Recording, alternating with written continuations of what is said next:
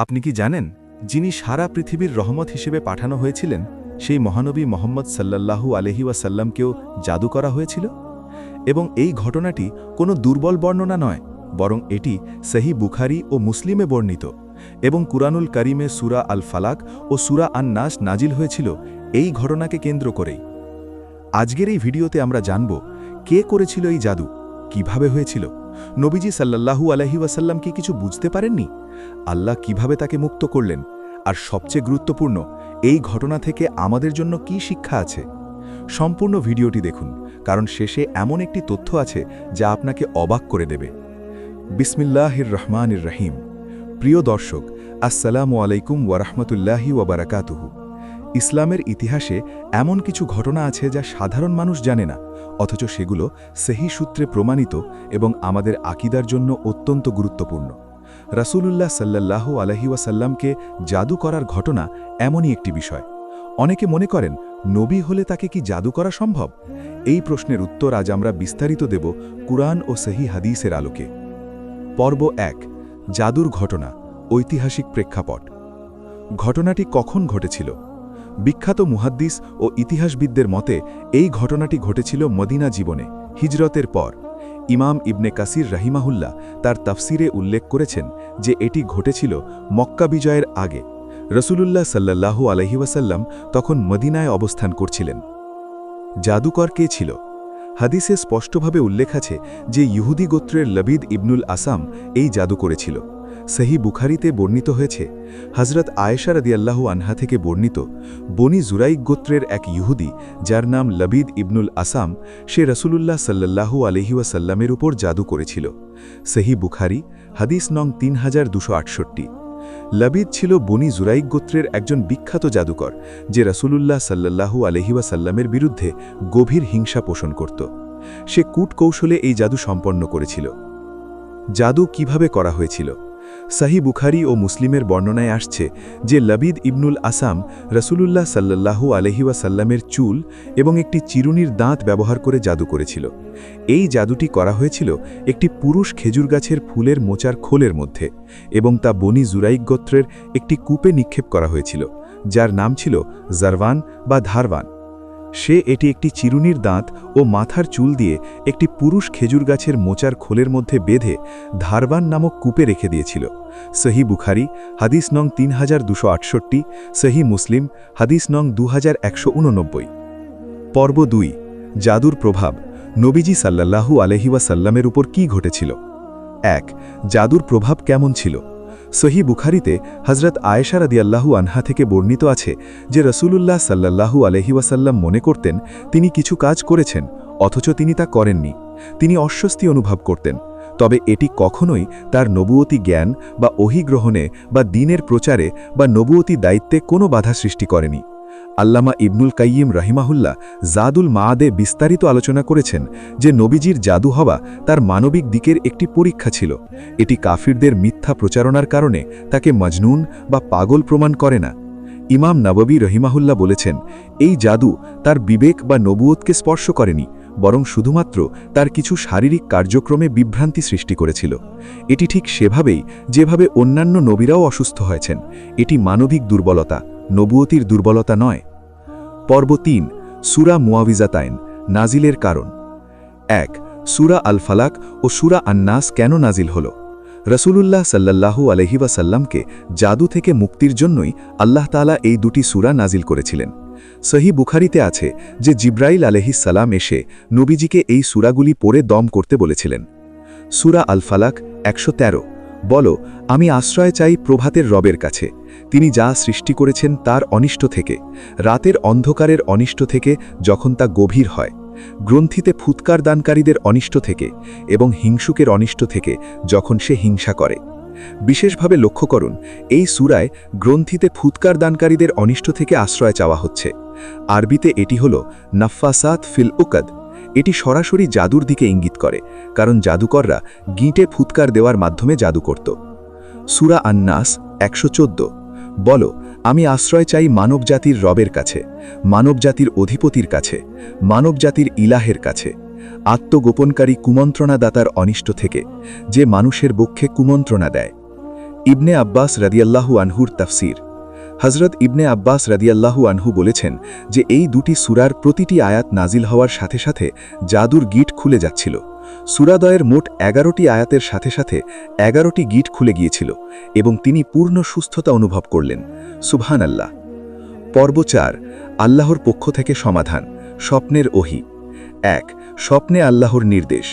হজরত আয়েশা রাদিয়াল্লাহু আনহা বর্ণনা করেছেন যে একদিন নবীজি বললেন, হে আয়েশা, আল্লাহ তাআলা আমাকে সেই বিষয়ে জানিয়ে দিয়েছেন যা আমি তার কাছে জানতে চেয়েছিলাম। তিনি বললেন, স্বপ্নে দুজন ফেরেশতা এসে একজন মাথার কাছে এবং একজন পায়ের কাছে বসলেন। মাথার কাছের ফেরেশতা জিজ্ঞাসা করলেন, এই লোকটির কি হয়েছে? পায়ের কাছের ফেরেশতা বললেন, তাকে জাদু করা হয়েছে। প্রথমজন জিজ্ঞাসা করলেন, কে করেছে?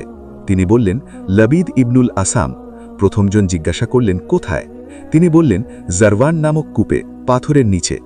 সহিহ বুখারী, হাদিস নং ৩২৬৮।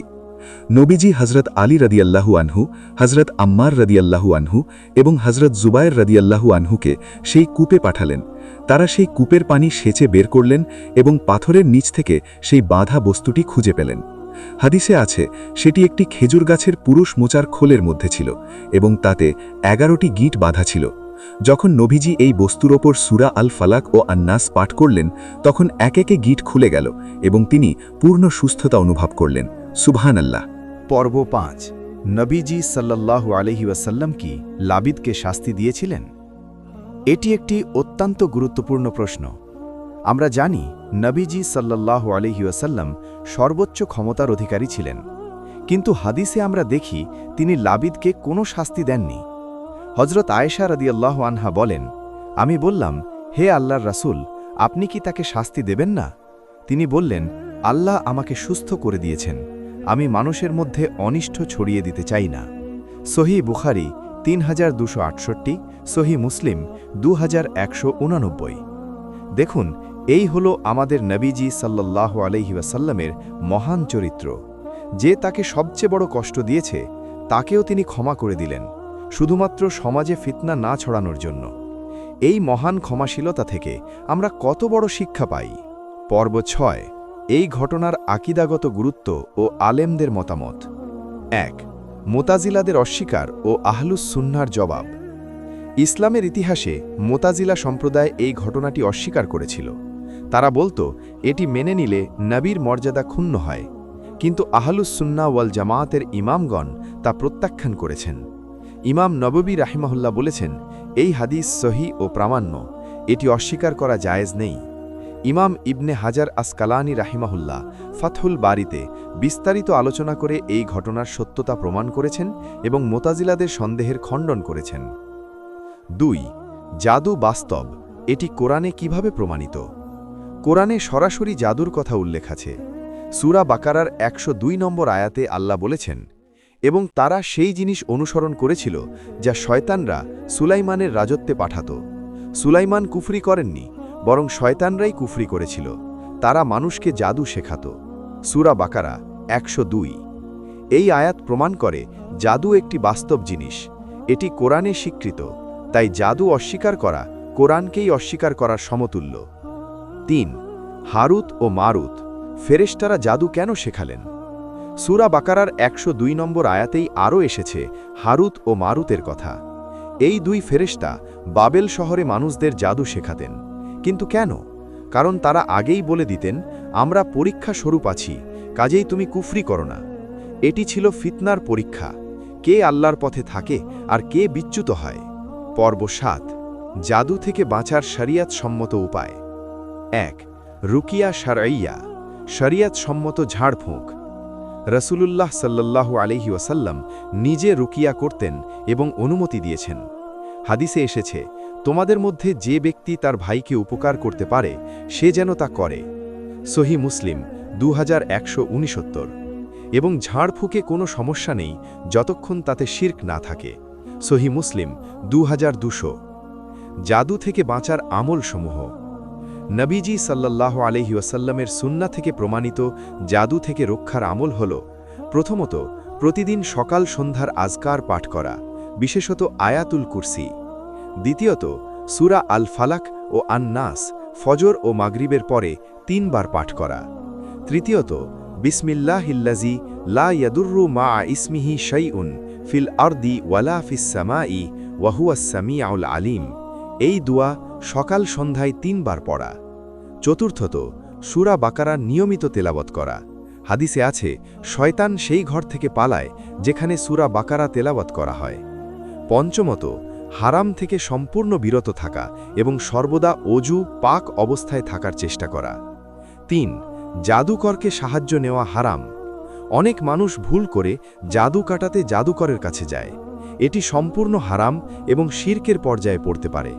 রাসূলুল্লাহ সাল্লাল্লাহু আলাইহি ওয়াসাল্লাম বলেছেন, যে ব্যক্তি কোনো গণক বা জ্যোতিষীর কাছে গিয়ে কোনো বিষয়ে প্রশ্ন করল, তার 40 দিনের নামাজ কবুল হবে না।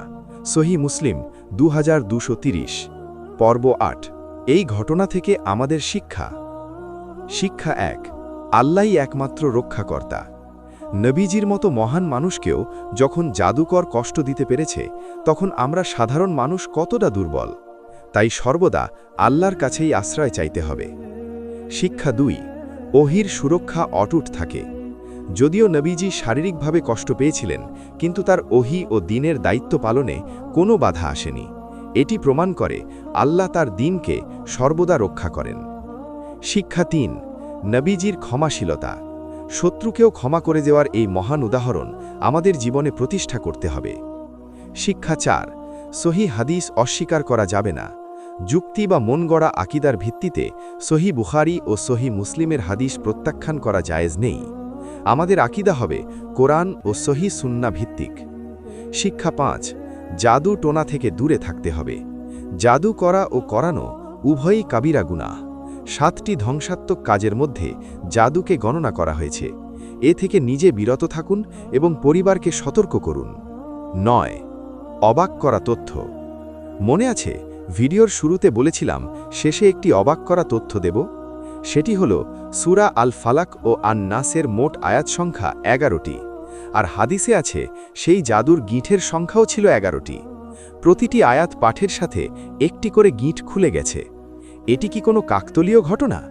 না, এটি আল্লাহর অলৌকিক নিদর্শন যে তিনি কত সুনির্দিষ্টভাবে তার নবীকে সাহায্য করেছেন। আল্লাহু আকবার। প্রিয় দর্শক, আজকের এই ভিডিওতে আমরা জেনেছি রাসূলুল্লাহ সাল্লাল্লাহু আলাইহি ওয়াসাল্লামকে জাদু করার সম্পূর্ণ ঘটনা কোরআন ও সহিহ হাদিসের আলোকে। এই ঘটনাটি আমাদের ঈমানকে আরও শক্তিশালী করে, কারণ এটি দেখায় যে আল্লাহ তাআলা সর্বদা তার নবীকে সাহায্য করেছেন, আর আমরাও যদি তার পথে থাকি, আল্লাহ আমাদেরও সাহায্য করবেন ইনশাআল্লাহ। এই ভিডিওটি যদি আপনার উপকারে আসে, এখনই লাইক করুন, চ্যানেলটি সাবস্ক্রাইব করুন এবং পরিবার ও বন্ধুদের সাথে শেয়ার করুন, যাতে আরও মানুষ এই জ্ঞান থেকে উপকৃত হতে পারে। কমেন্টে জানান এই ভিডিওর কোন তথ্যটি আপনাকে সবচেয়ে বেশি অবাক করেছে। আসসালামু আলাইকুম ওয়া রাহমাতুল্লাহি ওয়া বারাকাতুহু।